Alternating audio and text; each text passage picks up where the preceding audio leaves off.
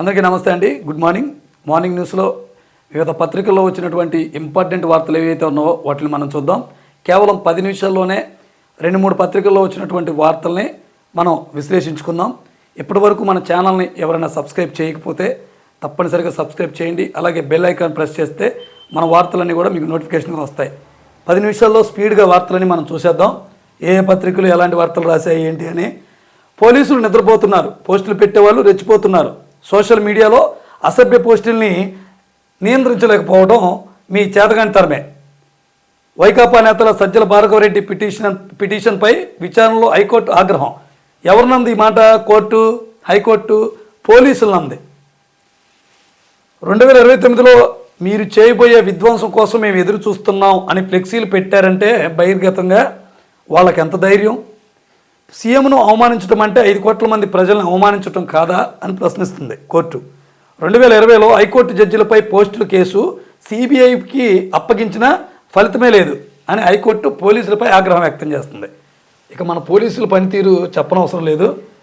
ఏ party అధికారంలో ఉంటే వారి మాట వింటారంటలో సందేహం లేదు. అలాగే తేలుస్తారా బిగిస్తారా? పాక్లో చర్చలకు సర్వం సిద్ధం. ఇస్లామాబాద్కు అమెరికా, ఇరాన్ బృందాలు.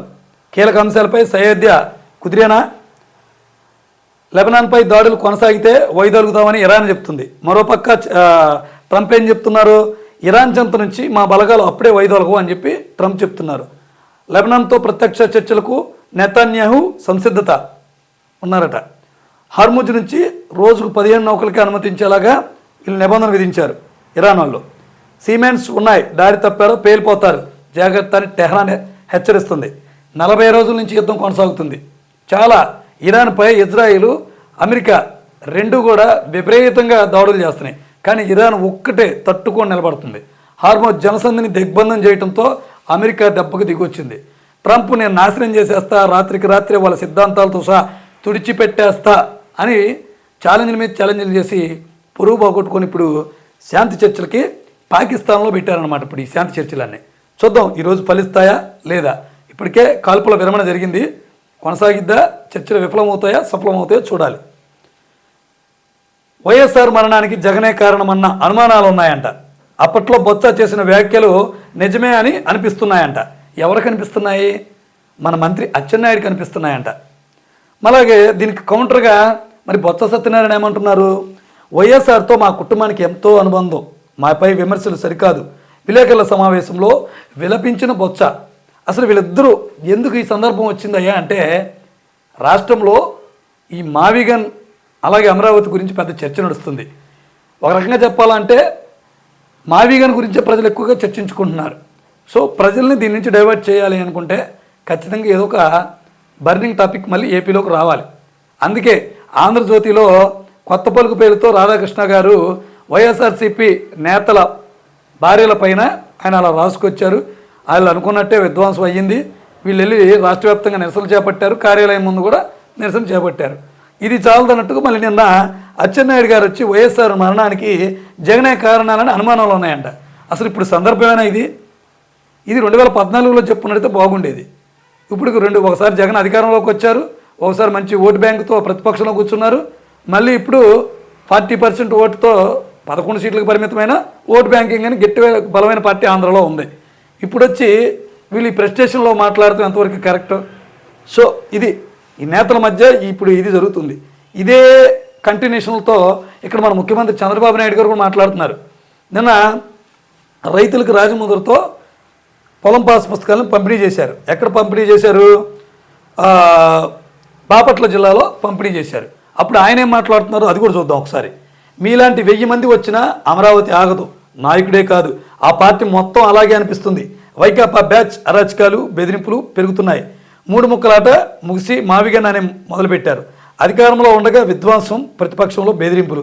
బాపట్ల జిల్లా సూరేపల్లి మీ భూమి మీ హక్కు సభలో సీఎం చంద్రబాబు అంటున్నారు.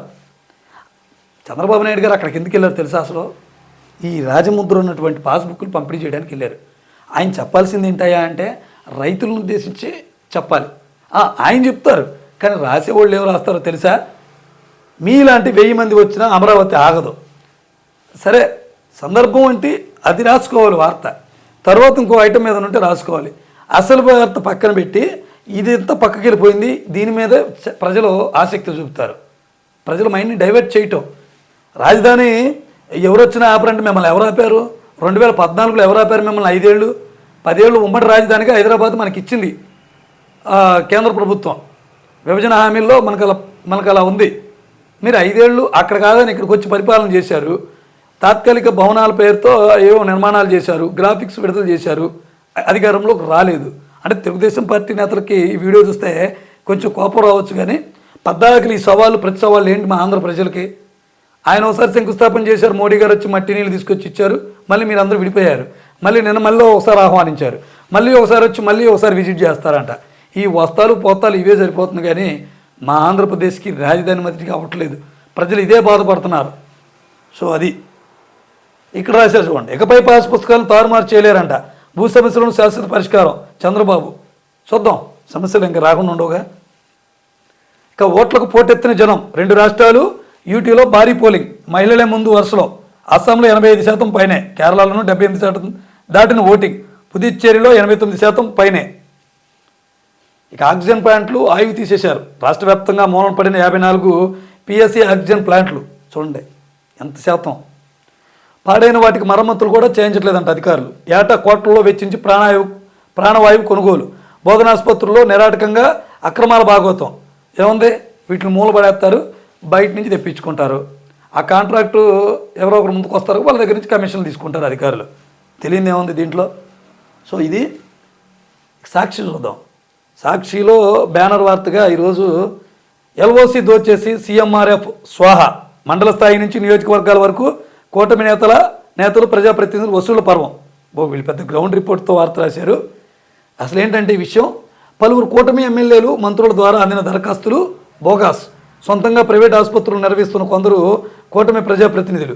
ఆసుపత్రులకు ఎల్ఓసీలు మంజూరులో అక్రమాలు. అనారోగ్య బాధితులకు అందాల్సినవి పక్కదారి పడుతున్నాయంట.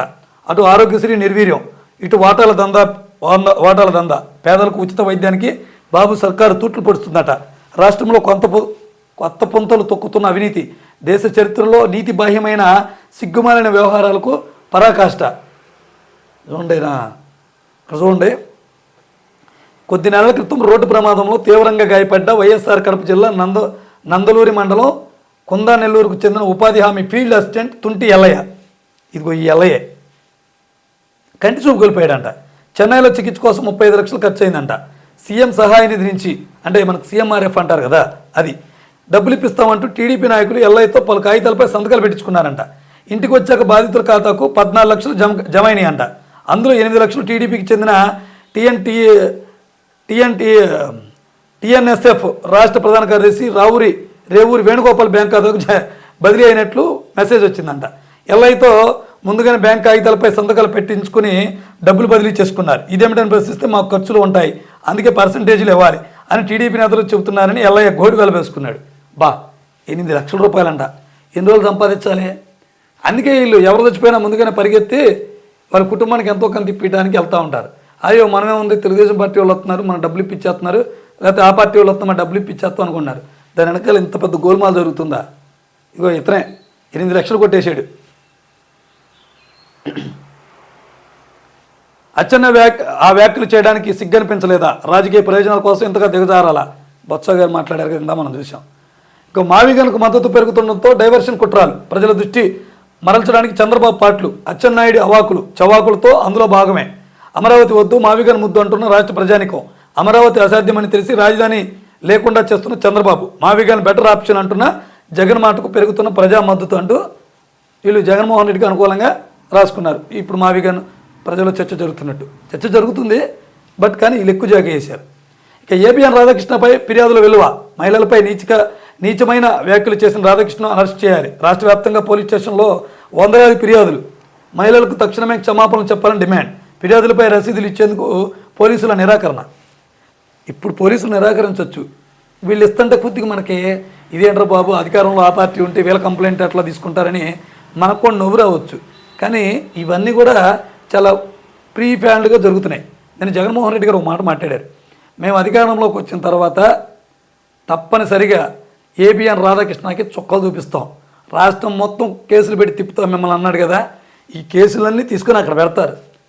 మళ్ళీ వాళ్ళు అధికారంలోకి వచ్చారనుకోండి, అప్పుల్లో వీళ్ళు ఇచ్చిన కంప్లైంట్లన్నీ ఎక్కడ ఉన్నాయని అడుగుతారు. అప్పుల్లో దీనిపై కేసులు నమోదు చేయని పోలీసులందరూ కూడా వెతుకుతారు. ఇటు తిరిగి పోలీసు వాళ్ళకే తిప్పలు వచ్చింది. వీళ్ళకి అప్పుడు ఏదో అప్పుల్లో రాజకీయ నేతలు ఒత్తిడిని వీళ్ళు చెప్పుకోలేక సంజయ్షీలు అల్లాడిపోతారు. సో మొత్తానికి ఆయన చెప్పిన దానికి ఇప్పుడు పునాది పడుతుంది. ఇక ఓటెత్తిన కేరళ చూసాం కదా మనం. వైద్య శాఖలో కమిషన్ల మాయాజాలం. ఈఎన్టీ పరికరాల కొనుగోలులో బాబు సర్కార్ మరో అవినీతి భాగోతం. ఒకే పరికరం ఇద్దరు బిడ్డర్లు. ముందస్తు ప్రణాళిక ప్రకారం స్కెచ్. L1 ద్వారా 4.44 కోట్లకు 3 పరికరాల కొనుగోలుకు ఆమోదం. కృత్రిమ పోటీ సృష్టించి ప్రజాధనం లూటీ చేస్తున్నారంటూ ఒక వార్త రాశారు. ఇక సిఆర్డీ అనే మావిగన్ అమరావతి సెల్ఫ్ మానిటైజేషన్ ప్రాజెక్టు 2027 మార్చి నాటికి 1.12 కోట్ల పట్టాదారు పాస్ పుస్తకాల పంపిణీ పూర్తి. సీఎం చంద్రబాబు. సో ఇవి ఈరోజు పత్రికల్లోని ప్రధాన వార్తలు.